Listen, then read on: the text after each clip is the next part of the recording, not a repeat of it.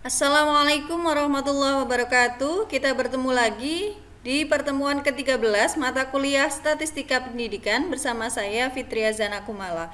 Pada pertemuan ke-13 ini kita akan membahas materi tentang regresi linier sederhana. Akan tetapi sebelum kita membahas materi tentang regresi linier sederhana, kita bahas terlebih dahulu materi tentang regresi linier. Jadi apa itu regresi linier? Regresi linier adalah alat statistik yang digunakan untuk mengetahui pengaruh antara satu atau beberapa variabel terhadap satu buah variabel. Di sini variabel yang mempengaruhi bisa satu ataupun lebih dari satu ya. Di sini ditulis beberapa variabel. Dan variabel yang dipengaruhi di sini ada satu buah variabel.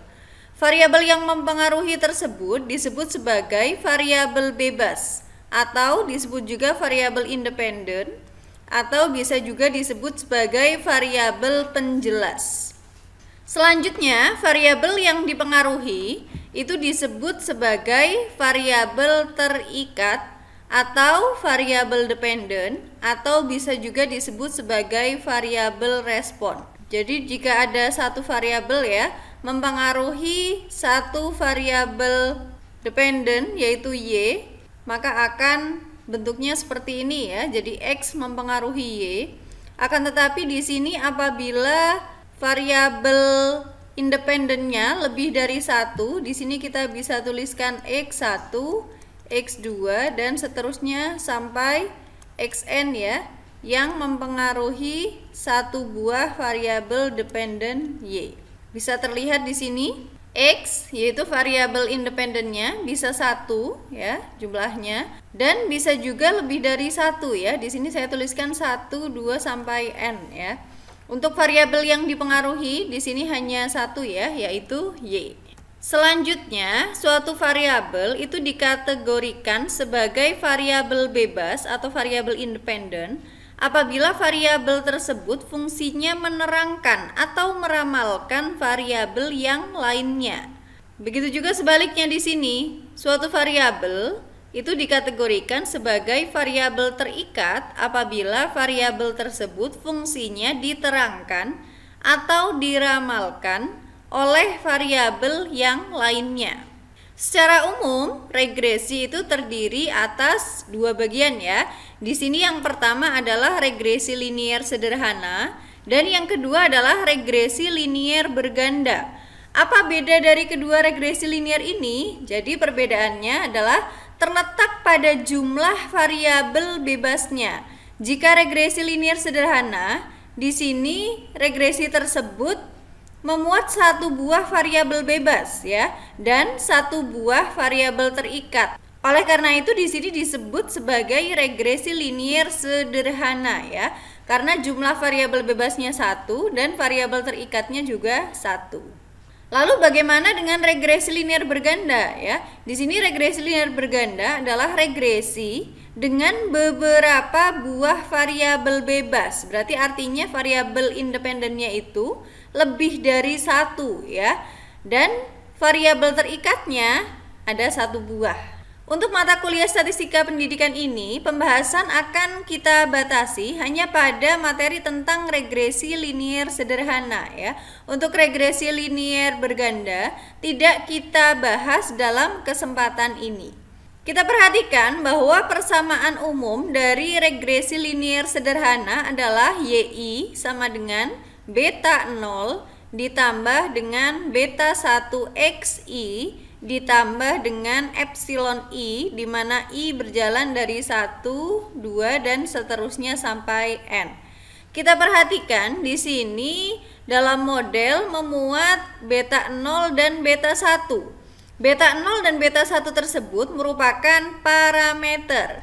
Dan dalam model sampel B0 dan B1 merupakan statistik, sehingga tujuan kita sebenarnya itu akan membentuk persamaan regresi yang berdasarkan informasi dari sampel ya.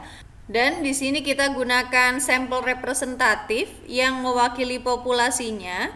Kita akan gambarkan dengan membentuk persamaan regresi ya, berdasarkan informasi dari sampel. Oleh karena itu di sini persamaan regresi yang kita susun berdasarkan informasi dari sampel itu akan berbentuk Y-topi. Ini dibaca Y-topi ya. Y-topi sama dengan B0 ditambah dengan B1. Jadi B0 dan B1 ini adalah statistik ya, yang merupakan penaksiran dari beta 0 dan beta 1. Selanjutnya, koefisien regresi linier sederhana yaitu B0 dan B1 tersebut kita akan cari ya menggunakan rumus B0 itu sama dengan sigma YI, di mana I berjalan dari 1 sampai N, dikalikan dengan sigma XI kuadrat, di mana I berjalan dari 1 sampai N, dikurangi sigma XI, di mana I berjalan dari 1 sampai N, dikalikan sigma XI dikali YI, di mana I berjalan dari 1 sampai N, dibagi dengan N dikali sigma XI kuadrat, di mana I berjalan dari 1 sampai N, dikurangi kuadrat dari sigma XI, di mana I berjalan dari 1 sampai N.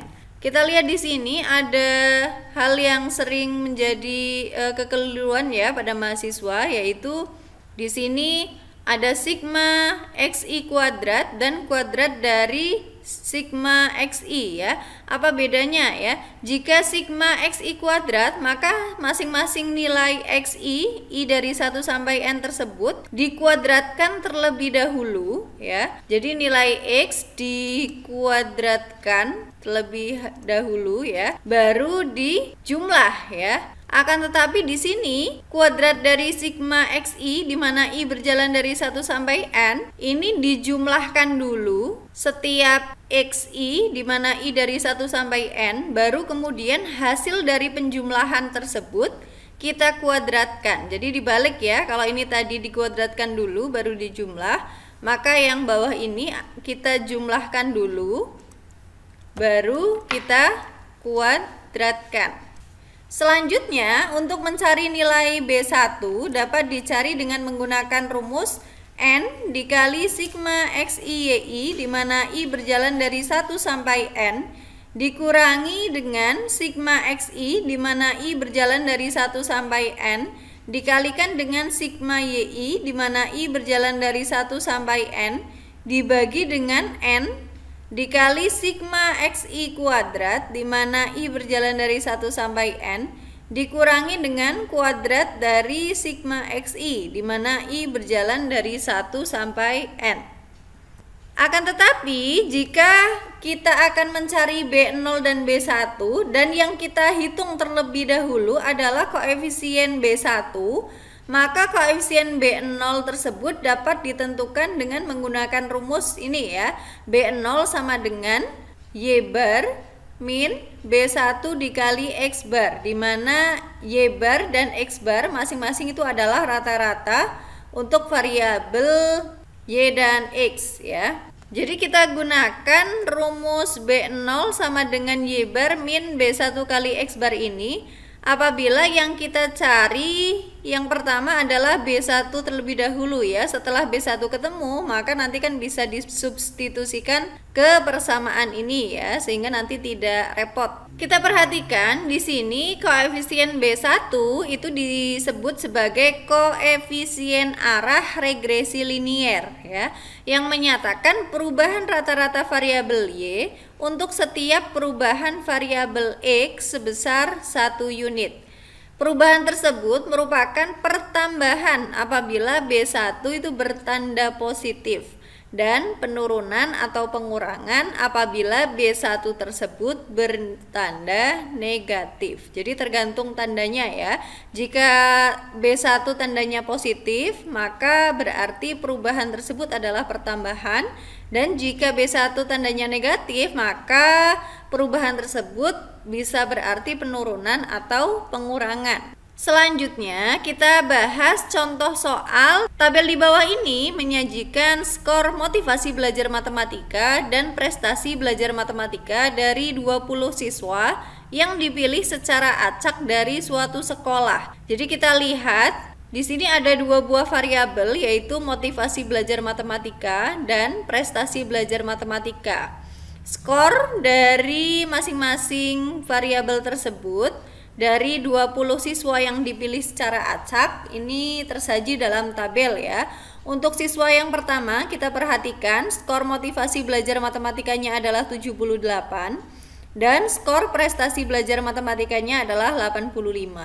Selanjutnya untuk siswa yang kedua, di sini skor motivasi belajar matematikanya adalah 60 dan skor prestasi belajar matematikanya adalah 70. Untuk siswa yang ketiga, skor motivasi belajar matematikanya adalah 57 dan skor prestasi belajar matematikanya adalah 65. Dan seterusnya sampai siswa ke-20 ya. Karena di sini diambil sampelnya itu sebanyak 20 siswa ya. Untuk siswa ke-20 di sini kita perhatikan bahwa skor motivasi belajar matematikanya adalah 54 dan skor prestasi belajar matematikanya adalah 58. Di sini soalnya adalah yang pertama, tentukan nilai dugaan koefisien regresi B0 dan B1. Yang kedua, tuliskan persamaan regresi dugaannya. Yang ketiga, jelaskan arti koefisien arah yang didapat. Dan yang keempat, berapakah skor prestasi belajar matematika yang dapat diharapkan jika skor motivasi belajar matematikanya adalah sebesar 62. Untuk penyelesaiannya di sini kita tulis dulu apa yang diketahui, yaitu skor motivasi belajar matematika dan prestasi belajar matematika dari 20 siswa ya yang dipilih secara acak dari suatu sekolah sebagai berikut. Di sini tuliskan sesuai dengan apa yang diketahui dalam soal ya. Lalu tuliskan apa yang ditanyakan, yaitu yang ditanyakan pertama koefisien regresi B0 dan B1, yang kedua bagaimana persamaan regresi dugaannya, yang ketiga arti koefisien arah yang didapat, lalu yang keempat berapakah skor prestasi belajar matematika yang dapat diharapkan ya jika skor motivasi belajar matematikanya itu sebesar 62. Kita akan bahas satu persatu bagaimana penyelesaian dari contoh soal ini ya. Yang pertama akan kita cari terlebih dahulu B1 ya. Jadi di sini untuk menyelesaikan soal yang pertama saya akan cari B1 terlebih dahulu, baru kemudian saya cari B0 ya. Di sini dicari B1, rumusnya adalah sebagai berikut. B1 sama dengan N dikali sigma XI YI, di mana I berjalan dari 1 sampai N, dikurangi sigma XI, di mana I berjalan dari 1 sampai N, dikalikan dengan sigma YI, di mana I berjalan dari 1 sampai N, dibagi dengan N dikali sigma XI kuadrat, di mana I berjalan dari 1 sampai N, dikurangi kuadrat dari sigma XI, di mana I berjalan dari 1 sampai N. Selanjutnya kita tahu ya bahwa jumlah sampel yang diambil adalah sebanyak 20 siswa, sehingga N-nya adalah 20. Kita bisa substitusikan nilai N sama dengan 20 tersebut ya. Di sini saya tuliskan yang ada N-nya, saya langsung substitusi, berarti di sini kita bisa tuliskan B1-nya itu sama dengan 20 dikali sigma XI YI, di mana I berjalan dari 1 sampai 20, dikurangi sigma XI, di mana I berjalan dari 1 sampai 20, dikalikan dengan sigma YI, di mana I berjalan dari 1 sampai 20, dibagi dengan 20 dikali sigma XI kuadrat, di mana I berjalan dari 1 sampai 20, dikurangi kuadrat dari sigma XI, di mana I berjalan dari 1 sampai 20. Untuk mempermudah pengerjaan, di sini dibuat tabel bantu sebagai berikut. Kita tuliskan bahwa variabel motivasi belajar matematika itu adalah variabel X, karena variabel tersebut mempengaruhi prestasi belajar matematika ya, yang disimbolkan prestasi belajar matematika adalah Y ya. Jadi X mempengaruhi Y ya, motivasi mempengaruhi prestasi ya, bukan sebaliknya. Di sini dituliskan karena sampelnya itu ada 20, maka 1 sampai 20 dan masing-masing dituliskan skor motivasi belajar matematika dan prestasi belajar matematikanya. Di sini dilihat nomor 1 itu berarti skor untuk siswa pertama, motivasi belajar matematikanya adalah 78 dan prestasi belajar matematikanya adalah 85. Untuk siswa kedua, motivasinya adalah 60 dan prestasinya adalah 70. Untuk siswa yang ketiga, motivasi belajar matematikanya 57 dan prestasi belajar matematikanya 65. Dan seterusnya di sini sampai 20, di mana siswa ke-20 tersebut motivasi belajar matematikanya adalah 54 dan prestasi belajar matematikanya adalah 58. Kita lihat dalam rumus apa yang kita butuhkan. Jadi kita tambahkan kolom ke kanan sesuai dengan apa yang kita butuhkan. Di sini kita butuh sigma atau jumlahan dari XI dikali YI. Maka kita akan kalikan terlebih dahulu masing-masing skor motivasi dan prestasi belajar matematika pada setiap siswa ya. Jadi sini untuk siswa yang pertama, perkalian antara skor motivasi dan prestasi belajar matematikanya adalah 78 dikalikan dengan 85. Hasilnya adalah 6.630. Untuk siswa yang kedua di sini 60 kali 70 hasilnya adalah 4.200. Untuk siswa yang ketiga di sini 57 dikalikan 65 hasilnya adalah 3.705. Dan seterusnya di sini siswa ke-19 perkaliannya adalah 46 dikali 50 yaitu hasilnya adalah 2.300. Dan terakhir di sini untuk siswa yang ke-20 perkaliannya adalah 54 dikali 58 ya, hasilnya adalah 3.132. Ini sudah ketemu ya, sigma XI-YI di sini adalah hasil jumlahan dari perkalian antara XI dan YI di mana I berjalan dari 1 sampai 20. Sigma XI-YI di mana I berjalan dari 1 sampai 20 tersebut ya, berarti kita jumlahkan nih 6.630 ditambah 4.200 dan seterusnya sampai siswa ke-20 yaitu 3.132.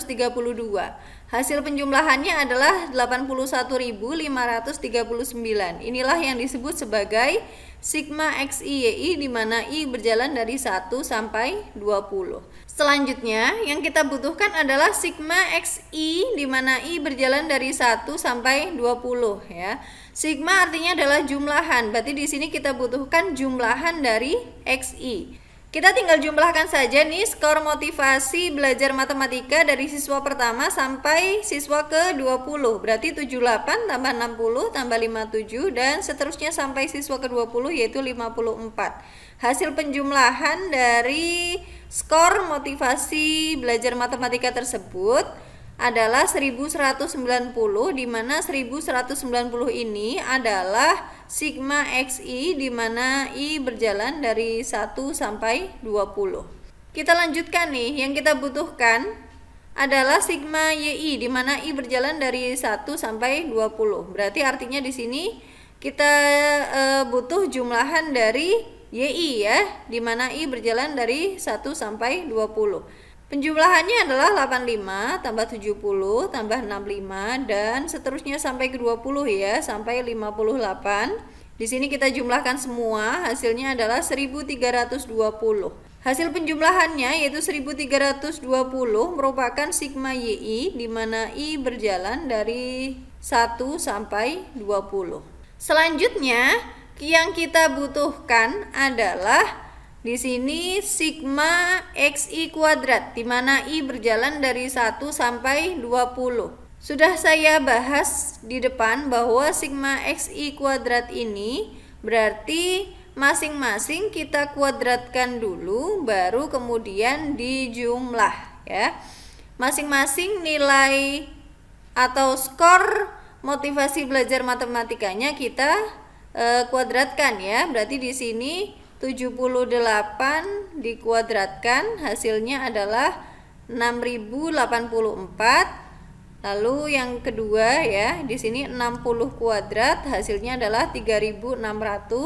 Untuk siswa yang ketiga di sini berarti 57 kuadrat, hasilnya adalah 3249, dan seterusnya sampai di sini siswa ke-19 itu 46 kuadrat, hasilnya adalah 2116, dan untuk siswa yang terakhir yaitu di sini 54 kuadrat ya, hasilnya adalah 2916. Setelah masing-masing skor motivasi belajar matematika itu kita kuadratkan, lalu kita jumlahkan ya. Hasil penjumlahannya adalah 73.220. 73.220 ini merupakan sigma xi kuadrat ya, di mana i berjalan dari 1 sampai 20.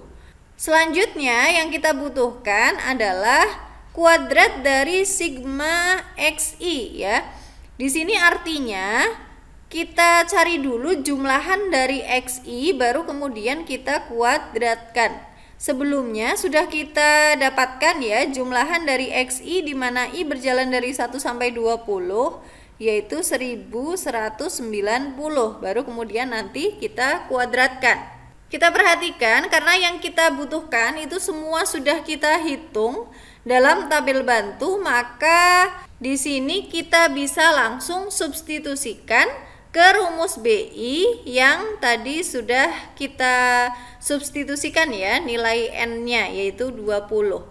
Kita perhatikan di sini 20 dikalikan dengan sigma xi yi, di mana i berjalan dari 1 sampai 20. Sudah kita hitung tadi dalam tabel bantu, hasilnya adalah 81.539. Kemudian dikurangi dengan sigma xi nya adalah 1190, dikalikan dengan sigma yi nya adalah 1320 ya. Lalu dibagi dengan n-nya 20, dikalikan dengan sigma xi kuadrat.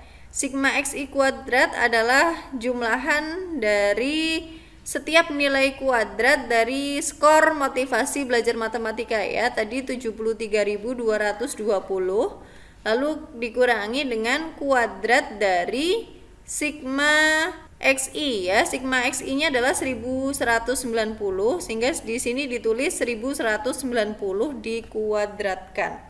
Selanjutnya kita sederhanakan perkalian yang ada di pembilang dan penyebut. Di sini 20, ini titik ini kali ya, 20 dikali 81.539, hasilnya adalah 1.630.780, dikurangi dengan 1.190 dikalikan dengan 1.320, hasilnya adalah 1.570.800, dibagi dengan 20 dikali 73.220. Hasilnya adalah 1.464.400 dikurangi dengan kuadrat dari 1190. Kuadrat dari 1190 adalah 1.416.100, dan kemudian kita sederhanakan lagi nih apa yang ada dalam pembilang dan penyebut ya. Yang ada dalam pembilang di sini kita sederhanakan, dikurangi dulu ya, 1.630.780 dikurangi 1.570.800, hasilnya adalah 59.980, dibagi dengan 1.464.400 dikurangi 1.416.100, hasilnya adalah 48.300, sehingga di sini didapatkan nilai B1-nya adalah 59.980 dibagi 48.300, yaitu 1,24182.195. Di sini kita bulatkan 3 angka di belakang koma, berarti 1,242. Setelah didapatkan nilai B1, maka selanjutnya akan dicari nilai B0 ya. Rumusnya adalah B0 sama dengan Y bar dikurangi B1 dikali X bar. Kita butuh nilai Y bar atau rata-rata dari Y dan rata-rata dari X ya. Maka kita akan cari terlebih dahulu. Untuk X bar di sini rumusnya adalah sigma XI, di mana I berjalan dari 1 sampai N dibagi N ya. Ini sudah kita bahas pada materi tentang min atau rata-rata pada data yang tidak terkelompok ya. Di sini kita perhatikan N-nya adalah 20, kita substitusi ya, N-nya 20, sehingga di sini jumlahan dari XI di mana I berjalan dari 1 sampai 20 adalah 1190 dibagi dengan 20, hasilnya adalah 59,5. Untuk rata-rata dari Y, di sini saya tuliskan Y bar itu sama dengan sigma YI, di mana I berjalan dari 1 sampai N dibagi N. N-nya sama dengan 20, maka tinggal kita substitusi saja, dan pada tabel bantu tadi sudah kita peroleh ya hasil dari sigma YI, di mana I berjalan dari 1 sampai 20 yaitu 1320. Kemudian kita bagi dengan N-nya yaitu 20, maka hasilnya adalah 66. Setelah kita dapatkan nilai X bar dan Y bar, maka tinggal kita substitusikan saja ya. B0 sama dengan Y bar dikurangi B1 dikali X bar. Y bar itu sama dengan 66 dikurangi B1. B1 sudah kita cari sebelumnya ya, yaitu 1,242 dikalikan dengan 59,5. Maka di sini kita sederhanakan nih, di sini ada pengurangan dan perkalian. Maka yang harus dikerjakan terlebih dahulu adalah perkaliannya ya. 1,242 dikali 59,5 hasilnya adalah 73,899. Sehingga nilai B0 adalah 66 dikurangi 73,899 yaitu negatif 7,899. Sehingga di sini nilai B0 dan B1 yang sudah kita dapatkan pada poin yang A bisa digunakan untuk menyusun persamaan regresi linear dugaan yang merupakan pertanyaan pada poin B ya. Kita tahu bahwa persamaan regresi linear duganya itu bentuk umumnya adalah Y topi sama dengan B0 ditambah B1 dikali X ya. Karena kita sudah dapatkan nilai B0 dan B1-nya ya tinggal kita substitusikan saja ya. Di sini B0-nya adalah negatif 7,899. Lalu di sini B1-nya adalah 1,242. Sehingga persamaan regresi linear duganya adalah Y topi sama dengan negatif 7,899 ditambah 1,242 dikali X. Selanjutnya untuk poin yang ke C yang ditanyakan adalah arti dari koefisien arah yang didapat ya. Dari poin A tadi sudah didapatkan nilai B1 itu sama dengan 1,242 ya. Kita perhatikan nilai B1 ini tandanya adalah positif, sehingga kita dapat mengatakan bahwa untuk setiap skor motivasi belajar matematika yang bertambah sebesar 1 skor, maka prestasi belajar matematikanya juga akan bertambah sebesar nilai B1 yaitu 1,242. Selanjutnya untuk poin yang D yang ditanyakan adalah berapakah skor prestasi belajar matematika yang dapat diharapkan yaitu Y topi jika diketahui skor motivasi belajar matematikanya yaitu X adalah sebesar 62. Kita tahu bahwa persamaan regresi linear sederhana yang sudah kita dapatkan yaitu Y topi sama dengan negatif 7,899 ditambah 1,242 X ya. Di sini tinggal kita substitusikan saja. Ketika nilai X-nya itu 62, maka akan kita dapatkan nilai Y topi tersebut. Nilai Y topi tersebut adalah skor prestasi belajar matematika yang dapat diharapkan. Di sini kita tulis Y topinya adalah negatif 7,899 ditambah 1,242 dikali 62. Di sini ada perkalian dan penjumlahan, maka yang didahulukan adalah perkaliannya terlebih dahulu. Di sini kita tulis negatif 7,899 ditambah dengan hasil perkalian dari 1,242 dan 62 ya. Hasilnya adalah 77,004 ya. Jika kita jumlahkan, maka nilai Y topi tersebut adalah 69,105. Jadi di sini ketika skor motivasi belajar matematikanya 62, maka skor prestasi belajar matematika yang dapat diharapkan adalah sebesar 69,105. Di akhir perkuliahan, seperti biasa di sini terdapat soal yang harus kalian kerjakan. Silakan dikerjakan dan dikumpulkan di dalam Google Classroom.